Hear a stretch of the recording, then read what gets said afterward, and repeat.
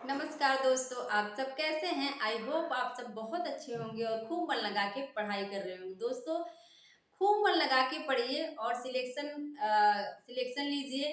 उसी में असली मज़ा है, क्योंकि पढ़ते रहो, दाल चावल खाना और वो सब्जी रोटी खाना, ये सब कब तक करेंगे? इसलिए जमकर खूब मेहनत करिए, पसीना बहाइए, देखिए सफलता आपको ज़रूर मिलेगी। मैं भी ऐसे ही थी दोस्तों, पढ़ती रहती थी। कभी-कभी तो हम लोग पढ़ने के चक्कर में खाना ही नहीं बनाते थे। सोचते थे अगर खाना बनाएँगे तो बर्तन धुलना पड़ेगा और बर्तन धुलने जाएँगे तो समय जाएगा। और जब एग्ज़ाम की डेट वग़ैरह आ जाती थी तो एकदम लापरवाही नहीं, सिर्फ़ पढ़ाई, मतलब सिर्फ़ पढ़ाई। तो दोस्तों, आप लोग भी ऐसे ही एकदम जी तोड़ के खूब मेहनत करिए। देखना आप लोग एक दिन ज़रूर सफल होंगे। और आप लोग सफल होने के बाद मुझे कमेंट ज़रूर करना कि मेरी वीडियो से आपको कुछ फ़ायदा मिला कि नहीं, क्योंकि मैं पूरी कोशिश करती हूँ कि आप लोगों को सरल से सरल तरीके से बता सकूँ। और दोस्तों, देखते हैं कि क्या है हमारा आज का टॉपिक। राजभाषा की संवैधानिक स्थिति। मतलब जो राजभाषा हिंदी है हमारी, उसकी संवैधानिक स्थिति क्या है, संविधान में उसका कहाँ कहाँ उल्लेख मिलता है, किस अनुच्छेद में उसका उल्लेख मिलता है। तो याद रखना, पूछा जाता है कि जो राजभाषा हिंदी है उसको किस भाग में स्थान मिला है, किस भाग में? भाग 17 में। किसमें? इस चीज को एकदम आप अपने जहन में डाल लीजिए। किसमें? भाग 17 में उसको स्थान मिला है। और अनुच्छेद अगर पूछे, अनुच्छेद पूछे कितने में है, तो अनुच्छेद 343 से 351 तक इसका वर्णन मिलता है। कितना? 343 से 351 तक। अब यहीं से क्वेश्चन पूछता है कि 343 में क्या लिखा गया है, 344 में क्या है, या फिर वो मैटर दे देता है कि यह किस अनुच्छेद में मिलता है। जैसे दे देगा कि देवनागरी देवनागरी लिपि संघ की जो है संघ की भाषा हिंदी और देवनागरी लिपि है, तो यह किस अनुच्छेद में है। तो इस तरह से क्वेश्चन उठाता है। तो आप लोगों को मैं क्या करूंगी, आज वही एकदम आसान तरीके से याद करूंगी। दोस्तों, जब हमें दिक्कत होती है किसी फैक्ट को याद करने में, जैसे किसी का कथन हुआ, तो हम क्या करते हैं, वहां की ऐसा कोई एक शब्द पकड़ लेते हैं जिसके माध्यम से हम पहचान सके। तो हमने वही किया। जैसे 343 अगर पूछ ले कि 343 में क्या है, तो कहता है कि संघ की राजभाषा हिंदी। क्या कहेगा? संघ की संघ की राजभाषा, संघ की जो भाषा है वो क्या होगी? वो हिंदी होगी। क्या होगी? संघ की भाषा हिंदी। और लिपि देवनागरी। लिपि किसकी होगी? देवनागरी की होगी। देवनागरी, देवनागरी की बात करता है। देवनागरी, एक मिनट। हाँ, देवनागरी, यहाँ है नागरी, फिर से लिख देती हूँ। लिपि देवनागरी होगी। और एक पूछा जाता है कि अंकों का जो रूप होगा क्या होगा? अंतरराष्ट्रीय रूप होगा।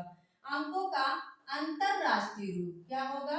अंतरराष्ट्रीय रूप होगा। जैसे कौन सा? ये वाला 1 2 3 4 5 ऐसे जो है, ये क्या है? अंतरराष्ट्रीय रूप है। क्योंकि इस तरह से जो पहले लिखा जाता था उसमें बहुत कंफ्यूजन होता था, लोगों को पहचानने में दिक्कत होती थी। 6 को 7 की तरह लिखना, वो सारी समस्या होती थी। ये हो गया 343 में। याद रखना है, संघ की भाषा जिसमें देवनागरी की बात की जाए वो किसमें है? 343 में है। और 44 में क्या है? 344 में क्या है? अनुच्छेद 344 में क्या है? कि इसमें राष्ट्रपति जो है वो राजभाषा आयोग का गठन करेगा। क्या करेगा? राष्ट्रपति। कौन है? राष्ट्रपति जो है वो क्या करेगा? राजभाषा आयोग का गठन। इतने सिर्फ याद रखना है।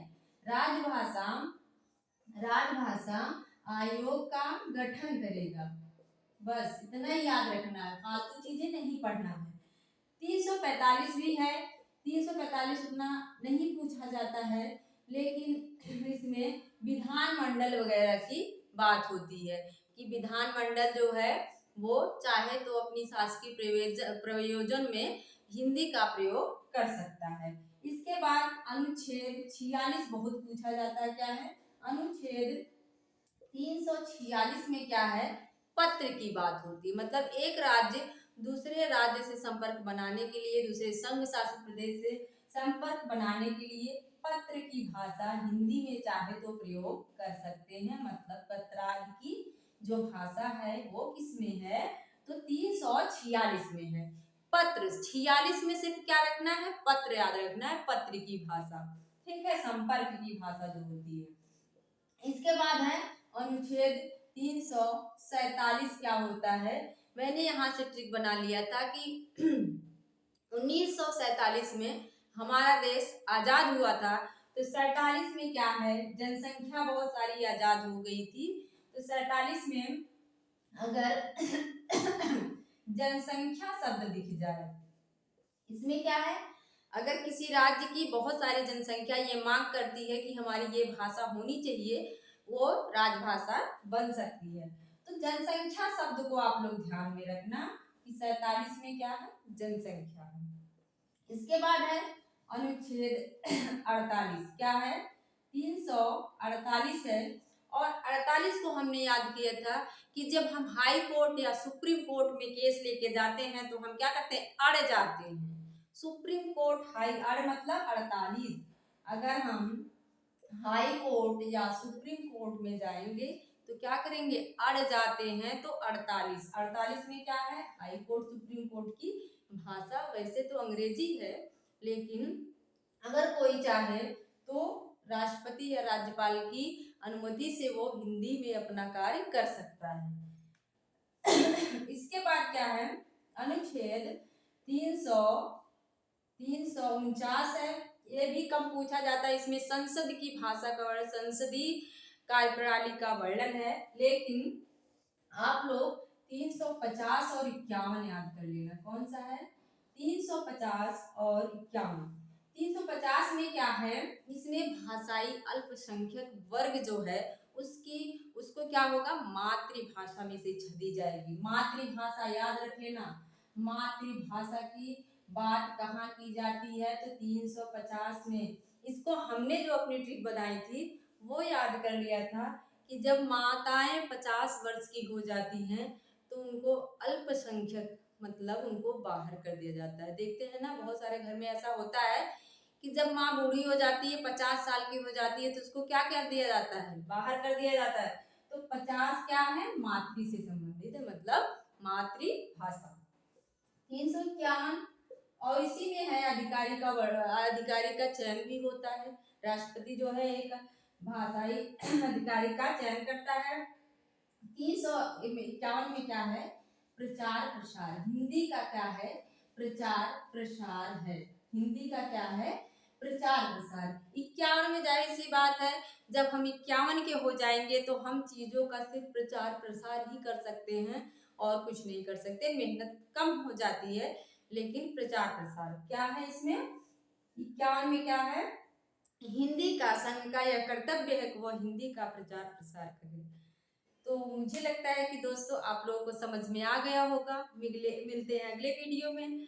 Thank you. और प्लीज़ आप लोग थोड़ा चैनल को सब्सक्राइब कर लिया करिए, लाइक कर दिया करिए, शेयर कर दिया करिए, ताकि मैं भी मोटिवेट हूँ और मुझे भी पढ़ाने में बहुत ही अच्छा लगे। मिलते हैं अगले वीडियो में। Thank you.